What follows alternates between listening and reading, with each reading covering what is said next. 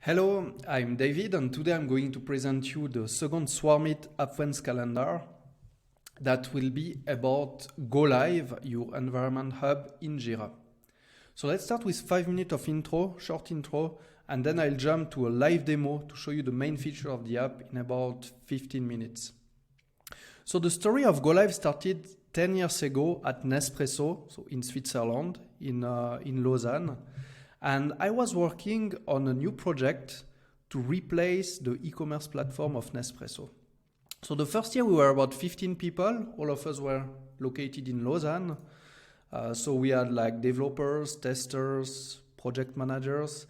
So only one location, Lausanne, and the system was quite simple. So we were just connecting the new e-commerce platform that was based on Hybris. Then it was purchased by SAP. At that time it was still independent. And we connected that to our ERP through a middleware, so quite simple.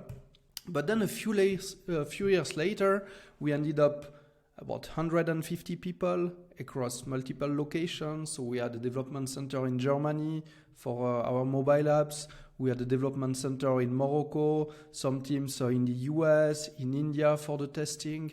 So yeah, you understand, many people to coordinate. But also the system became more and more complex. We kept adding some microservices, like one for the payment, one for the pickup points, etc. So the system became more and more complex. And then our teams became frustrated and we kept hearing the same kind of questions. Like, what is the version deployed on the test environment? Or where can I test the fix you just delivered to me? That was a tester asking a developer. Also, who changed the config in pre-prod? I was in the middle of a demo for the business. Suddenly the environment crashed. Then I had to postpone the demo. So that's the kind of mess we were facing. Also, we had once a team, they tested the wrong version of the application for more than a week. Then we had to postpone the go live. So yeah, you understand me, maybe you are facing the same kind of issues in your respective organizations. So we were using the Atlassian suite, Jira, Confluence, Bitbucket. We were using Jenkins for our deployments, Puppet for the configuration management. We had HPLM for the test management, then it was replaced by X-Ray a bit later.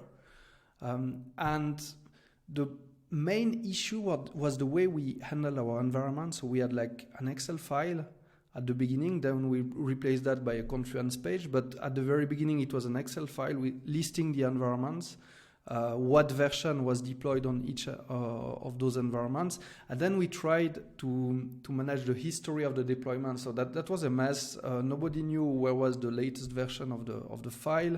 And for the release plans, it was a bit the same. So we had one release manager. He was like making his release plan in a MS project, exporting in PDF, uploading the PDF on the intranet. And then, yeah, nobody had the latest version of the planning. It was a mess as well. And we were using a lot of emails.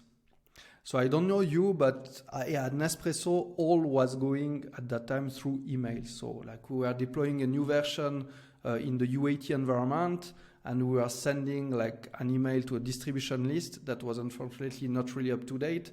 So we forgot adding the newcomers, we forgot removing the people already leaving the project. So a lot of spam, and that was one of the points we really wanted to address. So what we did, we made a step back. We checked what were the different solutions available on the market for test environment management. So there were already a few. We had like Plutora, Innovate. But the problem of those applications, for us, it would have required first to manage with the procurement to purchase the application, then to train the people. And for some of them, we even needed to have some additional hardware. So the lead time would be like at least 6 months, and we didn't have that time frame. We wanted to be fast to solve the situation faster. So then we thought, okay, we have Jira Jira is already used by the whole organization at Nespresso. So it was not only used by developers and testers, but also by the people in operations, environments, releases, top management. Everybody in the organization had an access to Jira. was used to check Jira dashboards that were updated in real time for their project. So we thought, okay, it's probably the best place in Jira to build something about test environment management. So that's what we did.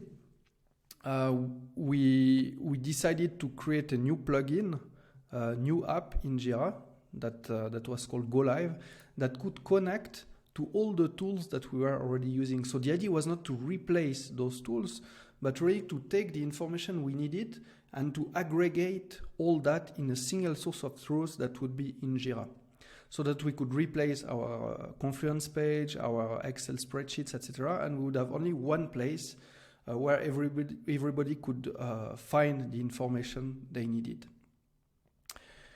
Because the problem we had is that not everybody, like the tester, didn't have access to Jenkins, etc.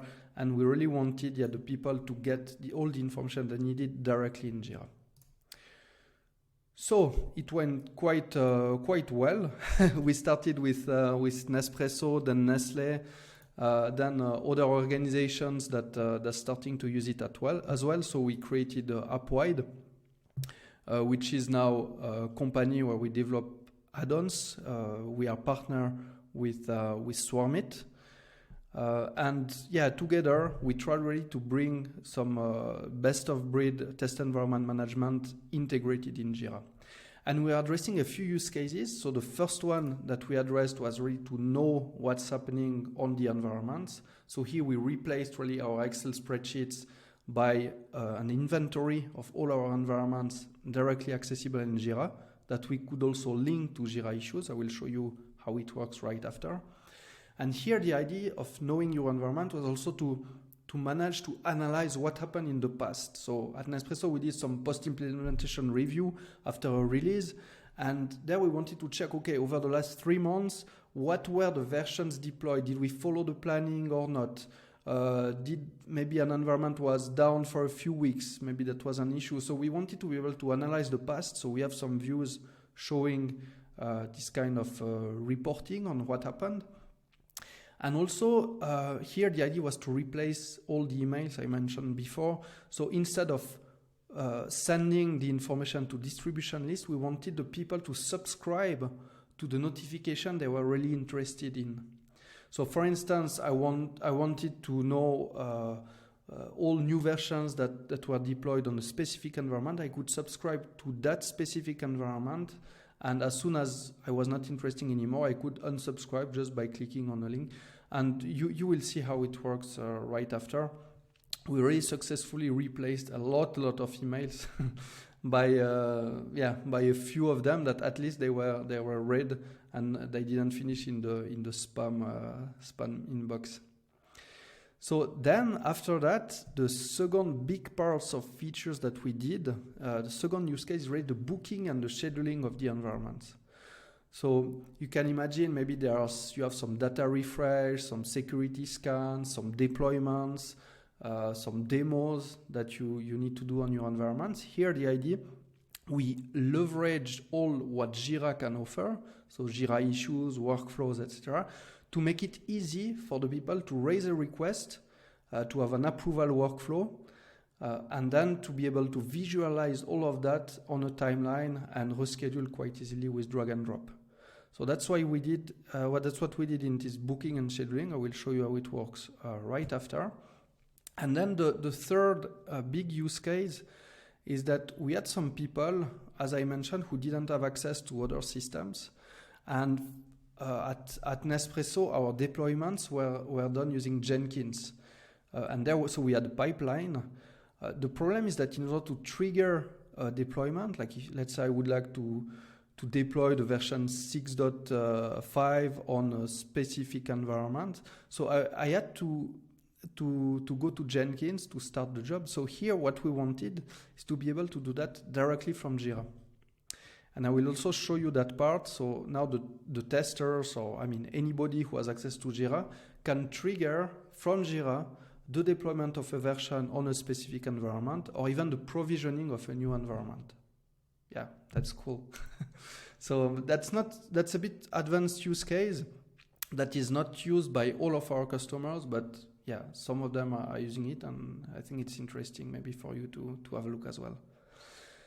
Okay, so I think I talk enough, you saw enough slides. Let's move to my test environment. So here I'm on a Jira server.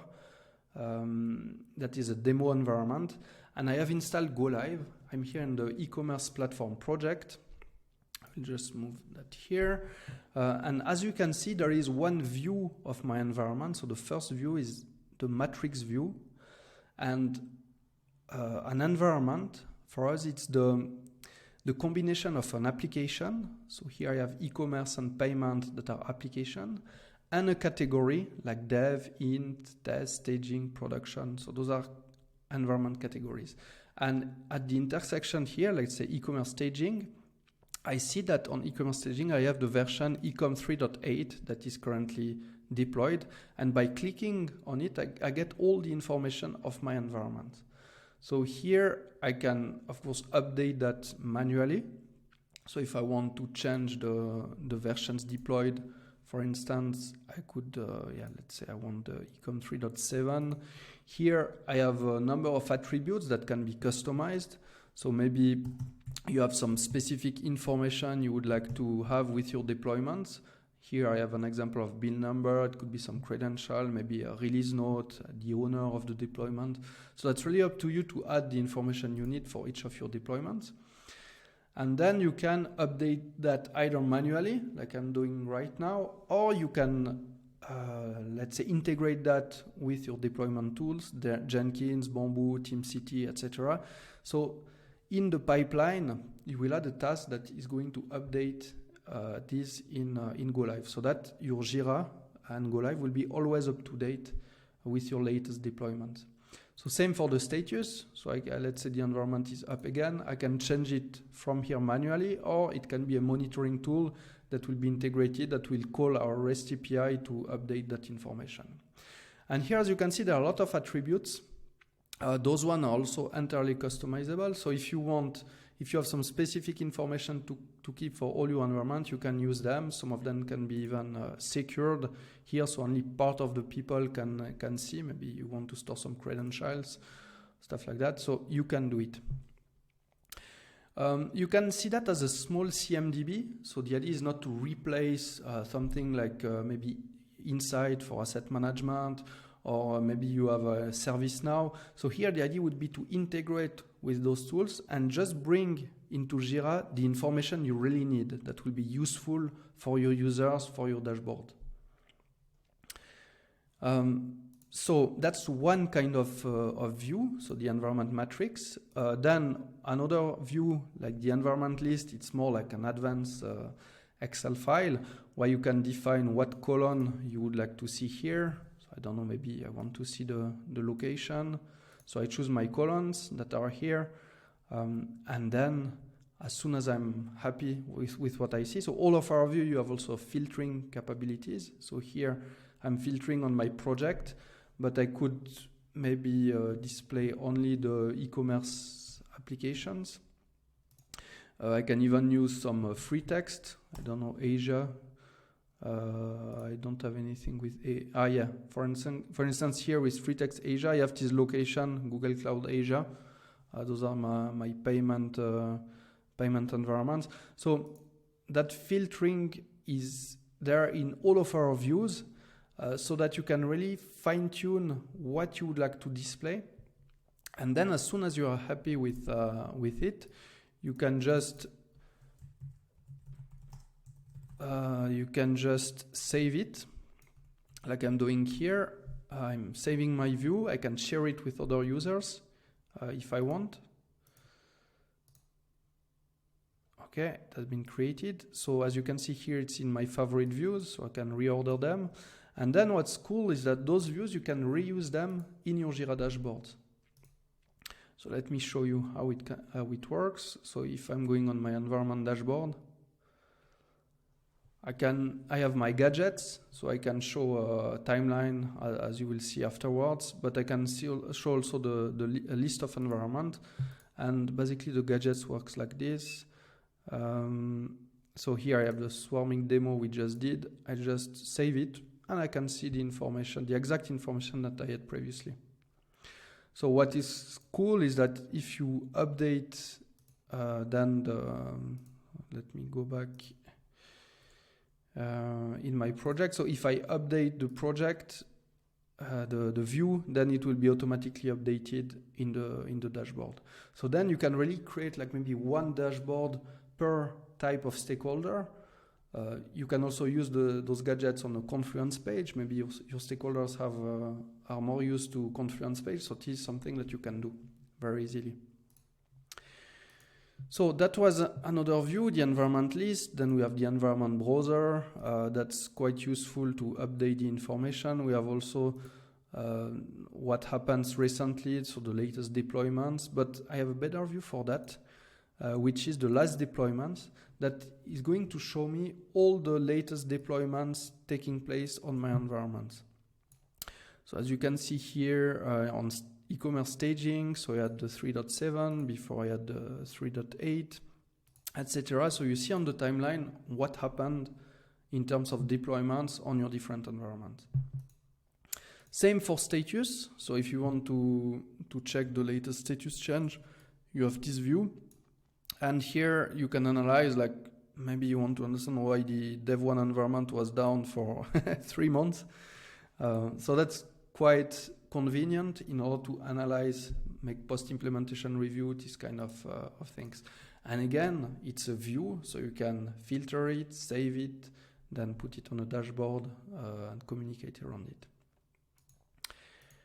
Okay, so yeah, that's the kind of views that we have.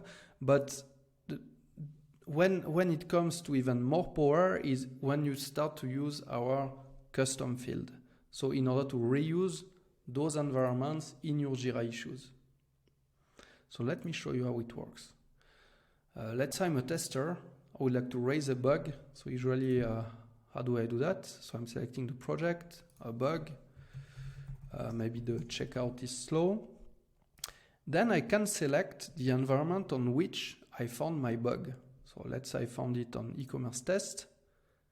And here is the magic. You see that the affects version has been automatically pre-filled based on the version that is currently deployed on e-commerce test. So that can save your testers a lot of time. I don't know you, but when I'm testing, usually I'm always forgetting on which version I'm testing. So that's quite convenient. Of course, if maybe you found it yesterday, it was another version, and you raised the bug today, you can change it and choose another version. But yeah, it can really help a lot and save the testers quite a lot of time. So if then I save my bug, let's see how it looks like right here. As you can see here, there is the environment field, and I can see the e-commerce test. If I click on it, I get all the information. I get also the URL. Sometimes people don't remember the URL of the environment. So here you don't have any more those problems. So you have the URLs that are there, as well as all the attributes that are linked to your environment that you can update either manually or automatically if you synchronize, for instance, with CMDB. I have also something interesting here, which is the environment panel. Let's say that we found that bug on ecom 3.3, so I can, if now I receive that bug, I'm a developer, I would like to try to reproduce it on that version, so I can check quickly if there is the version 3.3 that is deployed on another category of environment. And then again, if I found one, here apparently there is none, but I can also click, get all the information about the environment, and I have also the URL, so I can start testing. Okay, so that was for the first part, so about knowing your environment and being able to link them with Jira issues. Now we will switch to the second use case, which is really the booking and scheduling. So for that, I will put my cap of project manager. Let's say I have my project is almost finalized. I would like to organize a demo for the business. And for that, I'm going to create a booking request. So here, as you can see, we are reusing all the features that Jira gives us. And we have created an issue type, booking request. I will say, okay, I want, I don't know, what's the name of my project, of new registration demo, for instance. So I will select the environment I would like to book. In my case, e-commerce staging. I will select when I want to book it, so next week for the whole week. And as you can see here, there are some conflicts. There is one conflict with another demo, apparently the drone delivery demo, which is another feature maybe that is going to be shipped by a colleague. And I have the button open the timeline that will show me on a visual way what are the different bookings impacting my environments. So here I'm on the Jira dashboard. I will open the timeline in Golive. It will be even better. So on my timeline, I can see that I have here the drone delivery demo. So that's the one that is, I just saw the conflict previously. But maybe it's fine if we have 2 demos in parallel. At least it's not a deployment that will crash my demo. So I can also define the version I would like for that specific demo. In my case, so it's pre-filled with the current version deployed, but maybe I want to be the next version, the 3.8. And as soon as I'm happy of the request, I'm going to create the ticket.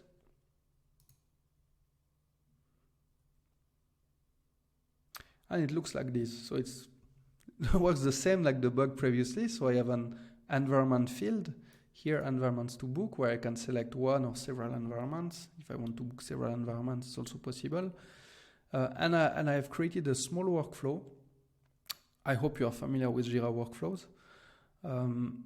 I created a very simple one. So my request is under review. Then it can be approved or rejected by maybe the release manager or the environment manager. I mean, someone responsible of those bookings. And if it's approved, it can be in progress. Final status is done. So let's go back on my timeline. If I refresh it, oh, it's here. New registration demo. It's currently under review. And the person responsible can reschedule it. So can have access to this timeline, and directly from here, so I say, okay, maybe I don't want to have both demos in parallel, so I'm going to postpone that to Tuesday to Friday. So by doing so, by just drag and dropping the event, it's going to update the dates that are here, start time and end time. If I refresh my Jira issue, I will see now the new dates. And the reporter, so the project manager, will be notified that there is a change in the scheduling of his booking request. And same for the people who are watchers, so that they will receive a notification that something has changed. Again, as we are in Jira, you can define who have the right to approve the request, and then if I refresh here, the status will be updated. So here, what is also very flexible in Golive is that you have one calendar for one type of issue. So here, as you can see, I have several calendars. So one of them is for all my booking requests. And here I can say, okay, I want to show all the booking requests from the e-commerce project. I'm just mapping the fields, start of the event, end of the event, environments to book, etc. And what I can do is really fine-tune the display, so the rendering of my events. So maybe, I don't know, I have some other fields. It could be even custom fields I would like to show there. So what could I have? So maybe but maybe we want to have the affect version as we selected an affect version. So I can add it at the first line. So just to show you how it looks like. Okay, so here you see, I need the ecom 3.8. So that's good that I postpone it because we we don't need the same version. So the drone delivery demo will be on 3.7 and new registration on 3.8. So we'll need probably to have a deployment here in between. And as you can see, just with drag and drop, I can start planning new events here. So let's say I want to deploy the version 3.8 on my e-commerce staging. And yeah, it works. I have here my milestone, and that it works exactly the same. So when I'm happy of the view that I have, I can save it and then show it on a Jira dashboard. I can show it on a Confluence page, so that everybody will be on the same page when it comes to what's taking place when on my environment. Okay, so that's, I mean, there are a lot of other features, but I will not have time to go through all of them today. But I want also to show you a bit of the third use case, which is the orchestration. And for that, I have prepared another project, which is called Game of Thrones. Why? Because it's a small web app showing the Game of Thrones death. So I have 4 environments here. One of them is up, the production, hopefully. If I open it, I can see here, so it's listing all the deaths of Game of Thrones by episode. And currently it's the version 3.2.0.10 that is deployed on that environment. So here I'm deploying on a Kubernetes cluster. And as you can see, you will see that here I have done some automation. So let's say, so now staging is down. So if I click on it, I have a 404. But let's say I would like to deploy a version on that environment, or let's take maybe integration 1. So I want to deploy the next version, so which is the version 11. So those versions can come directly from your Bitbucket, for instance, or Bamboo. I will save it.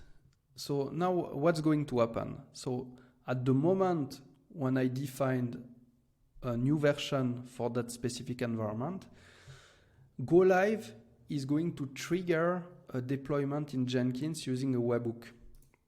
So if I refresh, I see that now it's in deployment. So what it does, if I go here in my Jenkins, I think it's that one. Okay, it's here.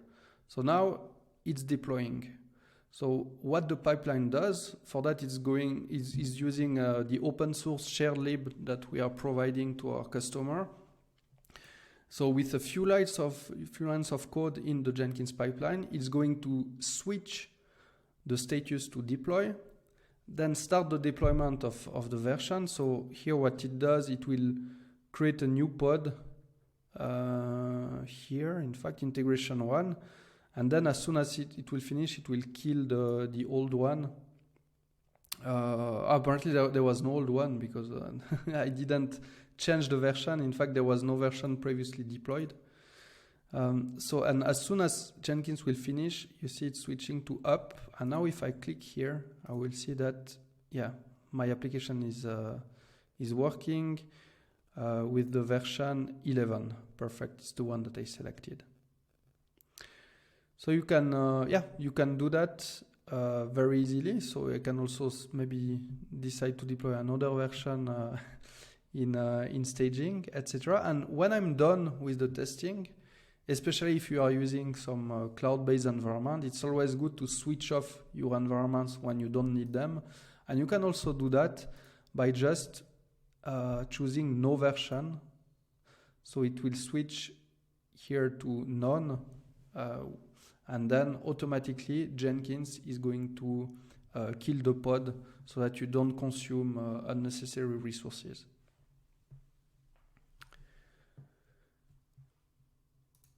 Okay, so how does it work concretely? I told you that it's triggering a webhook. So for that we have an automation module inside Golive. It works like this. So you just create an automation.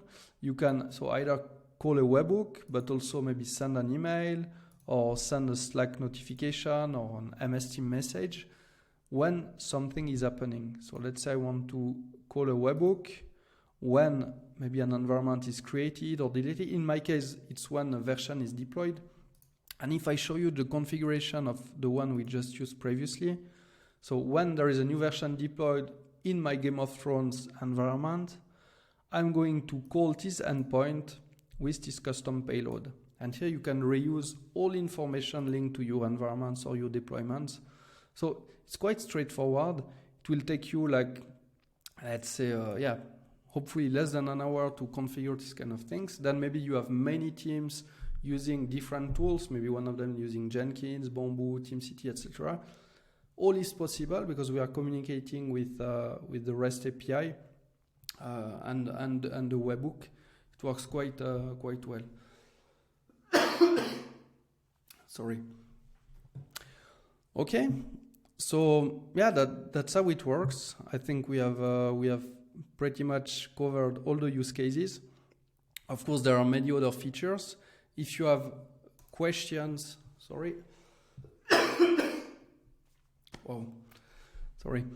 if you have any questions, don't hesitate to contact us. Here you have our coordinates. If you need, we can also organize maybe a specific demo really tailored to your needs, where we will really focus on the use cases that are really interesting for you, and then we can go much deeper. So don't hesitate to contact us. And Merry Christmas if we don't have the occasion to talk by then. Thank you. Bye.